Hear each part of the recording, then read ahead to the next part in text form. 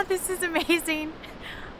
My second digital nomad adventure. I get to record at sunrise on the beach. Oh, okay, let's do this. This channel is all about getting unstuck, and today's video is about how sometimes we don't even know why we're stuck. We don't even know what has us stuck. This video is about how to help you get to your big dreams by identifying and then removing the things that have you stuck. I'm gonna give you 3 examples of things that had me stuck, as long as you promise to give me grace and not make fun of me, because this is gonna be super vulnerable, okay? So first of all, boys. I spent the ages of 16 to 39 years old either in a relationship or trying to break a relationship off or trying to find a new relationship. And it was because that stupid biological clock was ticking, wreaking havoc with me, and it was making me feel less valuable as I got older. How dumb is that? Like, so dumb, but that's how I felt. I felt like my value was attached to my age, and like I needed to figure it all out before I was too old. And if you're not identifying with this, skip to the next one. You can see in the chapters below what the next one is. And one of my principles for life now is follow the love, not the fear. And so if I would have known about that or had that principle, I would have been like, wait, this worry is fear. And I need to not follow that fear. I need to follow the love. And following the love in relationships is, first of all, loving ourselves. I can't say that enough. And then just being open for relationships that might come along. And I was definitely not doing that. And I'm about to overshare and get super vulnerable because I think someone out there maybe needs to hear it. So the reason boys kept me from my goals, or I allowed them to keep me from my goals, is I was so busy trying to find the guy that I didn't take the time to find myself. I didn't even realize that I don't want to have kids until I was gonna spend $10,000 to freeze my eggs.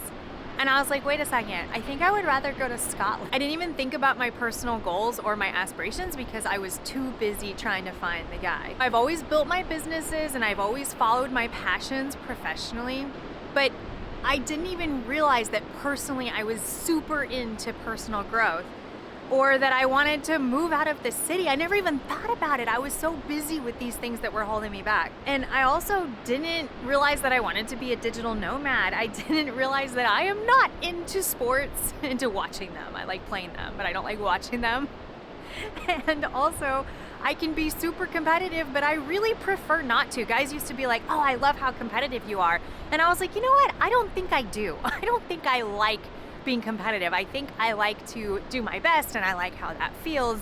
But yeah, it's like I didn't even realize. It was like I was taking the pieces of what other people were telling me that they liked about me, but I didn't like those things. Anyways, moving on. I was so busy either trying to find the guy, trying to please the guy, or figuring out if I should break up with the guy, that I was not taking stock of my personal dreams. And my current relationship, which is amazing, which allows me to be out here being a solo female digital nomad, I actually got into it after I decided to follow my dreams. And I didn't even care if I was single forever with my dog. And for my manifestors out there, I did write in my journal. I wrote, and this was before I decided not to care anymore, I wrote the exact guy that I wanted. And I even wrote out our first intimate encounter, and I got exactly what I pictured. So yeah, whatever you think that, like, maybe it's manifesting, who knows? And I wrote in my journal this morning, that's what I keep looking at. Okay, the number 2 thing that I was so busy doing that it was keeping me from even figuring out what my dreams were is freaking people pleasing. All the anxiety, all the stress for nothing. I hated when someone was upset at me, and because of that, I seemed to attract people who would get upset at me for nothing. I swear I attracted absolutely insane people, literally insane. I'm not using that word frivolously. Because they could just feel my need to make everyone happy, and they were just like drawn to me. They could smell it. They were like, oh, we can get what we want from this girl. Or they thought that I could make them happy because I seemed positive and helpful, not knowing that only they can make themselves happy. Guys, I am so done doing anything because society expects it or because it's like the cultural norm. I am done. I follow my own principles that I made up for myself, and everything else is subject to whether or not it feels good to me. So instead of saying, I should do this, first of all, we never want to should on each other. Whenever we tell someone they should do something, it shuts them down. Anyways, whenever we feel like I should do this, I'm like, wait. Is it really a should? Because we should be nice to people, right? We should feed ourselves. We should give ourselves water. Is this really something that we absolutely must do, or is it something made up by people and other people have decided that that's how they want to live, and then they forced it on us, not realizing that everybody in the world is different and has different things that they're going to become and different motivations, right? So now, instead of thinking, oh, I should do this, it's like, wait, am I really saving the world with this? Or does it feel good to me? And if it doesn't feel good to me, I don't do it. So the way around this is to set up the methods in which you help people. So you set up your own methods, and because it does feel good to be helpful, right? And you set up your own principles for your life, and you live by those principles, and you allow yourself to not go outside of them, to not be pulled this way and that way by everyone else and what they think you should be doing with your life. And my principles are to be kind to others, but this doesn't mean that they get a piece of me.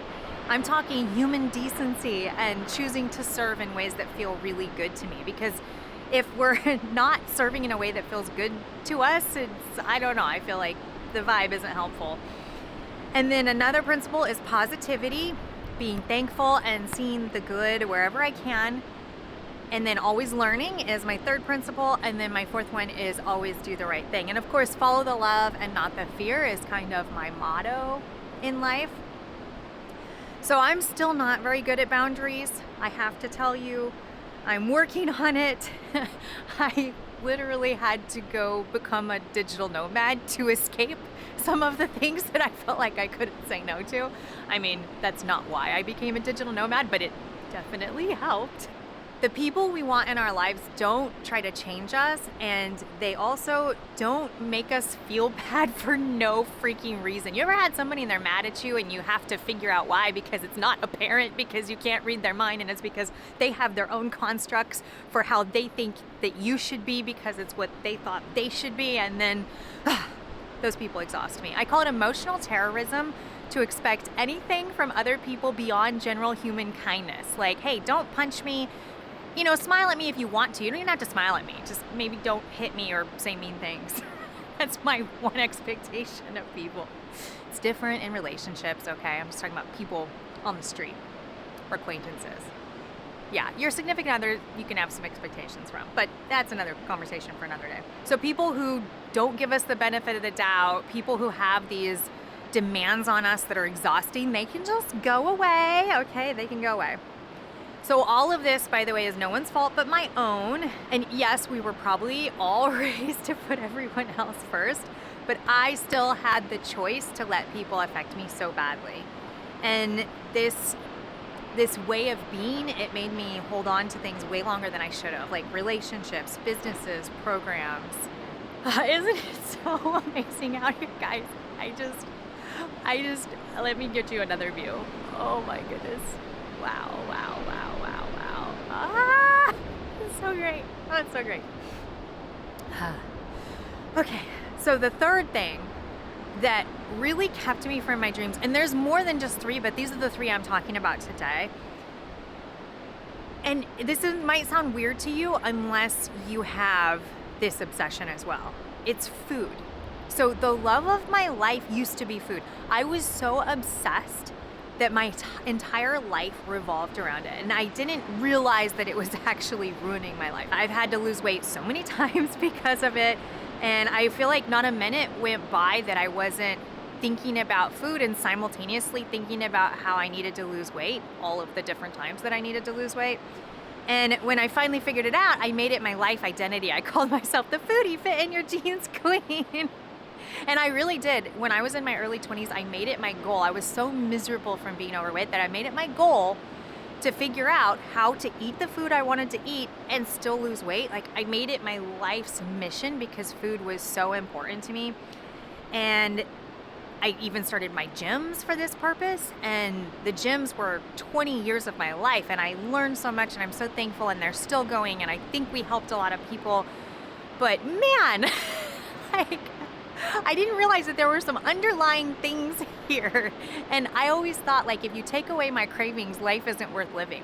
I literally thought that, because you would hear diet people say, oh, after a while, if you go off of sugar and if you go off of all the things you love, you won't have cravings anymore. And I'm like, life's not worth living without my cravings. I love my cravings, and then going and fulfilling my cravings. That's crazy, right? Yeah, maybe you identify with it. So the reason it ruined my life is every vacation, not that I didn't really take vacations, but if we did go out of town, I was all about the Yelp reviews on the restaurants and figuring out the food, and it was annoying to people around me. They will tell you. I also couldn't wait for the next meal. So I didn't understand, like, hiking. Now I love hiking without the food. But I was like, okay, if we hike and then we get a picnic, maybe I can understand it. Seriously, it was all about the food. I was missing out on life because I was either eating or thinking about the next meal. It was obsessive. Maybe you're like this with something else. Whew. And then also, I didn't realize that this obsession with food was holding me down, because I was so happy just watching TV and eating every night with whoever my significant other was, instead of building my dreams.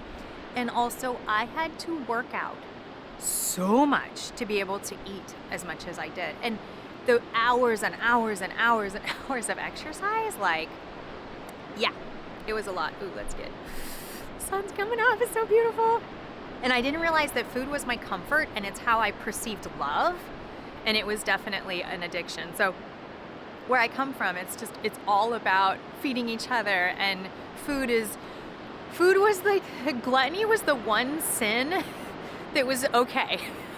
So these are just 3 examples, and I know there's more, but this video is about how, looking back, I can see that because of these 3 things, I didn't even know what my dreams were.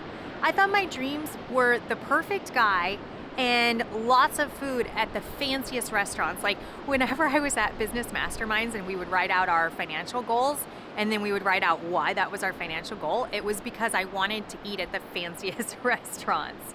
No, that is not my dream. My dream is to live on the beach and to keep learning. I love learning. I love learning and growing so much. I love reading. I love it. I can't get enough of it. And then helping others who maybe they're where I was through this YouTube channel. I do have a YouTube obsession, and I love that I have that, because I feel like it's actually a healthy obsession. I've gone off of all other social media channels. I have my assistant check my DMs and tags, but that's it. And we can make another video about that later. My dream is to stay active, not so that I can eat a lot, but because it feels good. And by the way, I still love food. I do. I make my amazing 3 meals. They're usually the same every day. But I stopped in the middle of my fancy keto pancake breakfast to come up and make this video, because I was journaling this morning, and I asked myself the question, what can I talk about today? What needs to be heard? And all of a sudden I was typing, and I was so excited, and the words were just flowing through my fingers. And I was like, I have to go make this video right now. I can't wait. And I left my breakfast. Old me would have been so focused on that breakfast and every delicious bite of food that I would have never stopped mid-meal. I don't even care if I eat the rest of it. It's sustenance. I'm surviving. Okay. So how do we get here? So for me, it's taken a lot of journaling and a lot of introspection. I think the shifts happened for me when I took a rest. And so whether it's the meditating or just resting for the first time in my life, I always used to be so driven and so busy and so just no time for myself, and always caught up and always around other people too. So I wasn't taking time for myself. And I've been journaling for years now. Every day I write in my journal. I can go back and see the changes and the difference. And so writing in my journal, taking time for myself, but writing in my journal really showed me that if anyone asked me and said, hey, are you a happy person? I would be like, yes, I'm a happy person. I'm the happiest person I know. But then writing in my journal, 2 weeks out of every 4, I wasn't so happy. And I thought it was because of my cycle. And then I went off birth control, another story for another day. But now I am in the middle of the worst time of my cycle where I am supposed to be so sad and so grumpy. And I am so happy. I am euphoric. I am on top of the world. And I'm like, oh, maybe it's just that I wasn't living my purpose. I wasn't living my dreams. Maybe it's because I didn't know who I was, or maybe it's because I felt so stuck and I didn't even realize I was stuck because every day in my little house was pretty okay. And also, most of my life I've had really big survival issues, health problems or financial problems, because I would go really big in my businesses and then I would crash sometimes because sometimes you make the wrong decisions in business when you go for it, or I was too excited about things, or I was in relationship upheaval. So when you have relationship or financial or health issues, you don't really think about your dreams or who you are or what you want, right? We have to get out of survival mode in order to have the time for introspection. But you know what? Maybe that's not true, because you can start journaling for just a few minutes a day. You can. And maybe you can take 60 seconds to just sit there and just focus on your breath and be alone with your thoughts and acknowledge your thoughts, maybe, right? But the journaling really, really showed me a lot about myself. And we'll do videos more about what the next steps are. Okay, so we start journaling, we start introspecting, we start learning all of these things about ourselves. What's next? And I do have some videos about that, but I want to go more in depth. And actually, I got my first question from a YouTube subscriber, which made me so happy. And I'm going to be making her an in-depth video with my experience and how I think I might be able to help. Don't tell anybody, but in another life, I was a life coach. I didn't mean to laugh. Life coaches are freaking amazing. I don't know why I giggled. I think I'm just happy. Okay. So my goal for this channel really is to help you get unstuck. I want to help you figure out what your dreams actually are. It's okay to keep changing your mind. And I want to help you figure out how to get there and how to do them and what are the first baby steps. And yeah, so if any of this feels good to you, like and subscribe. I am here on the coast by the ocean. I could cry with how good it feels. I went and dropped in at a local Performance 360 gym last night, and it felt so good to lift the weights. I mean, just everything feels so good. It just feels so good. I have a full day booked with calls today, but I'm going to be taking the calls by the beach. So, guys, I want this for you. I want this feeling. Maybe your desire is to be in the woods, or maybe your desire is to be in New York City or whatever it is. I want this feeling for you. And the feeling is you loving yourself, making yourself happy, figuring out where you're supposed to be in this world and what feels good to you, and then giving those vibes to other people. Okay, so like, subscribe, whatever, if it feels good. I love the comments. I love the comments so much. I will make you a video if it's something that I feel like I can be helpful with. Oh, check out my shirt. So I wore this sweatshirt. Oh, let me show it to you first. Note to self, you are doing great. I wore this sweatshirt every day when I was going through some really hard times. Like every day I wore it because I was struggling so bad and I didn't know what this life was supposed to be about, and I didn't know how to get through where I was. I didn't know how to get out of my financial issues. I didn't know how to get out of my health issues. I didn't know what was happening with me health-wise. I'm just so thankful to be here.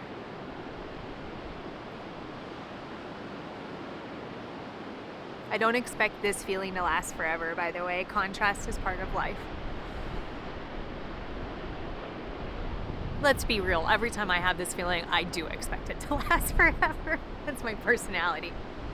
I try to be logical and realistic sometimes. There's doggies on the beach.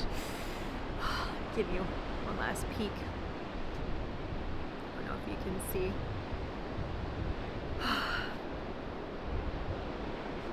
right. Bye, guys.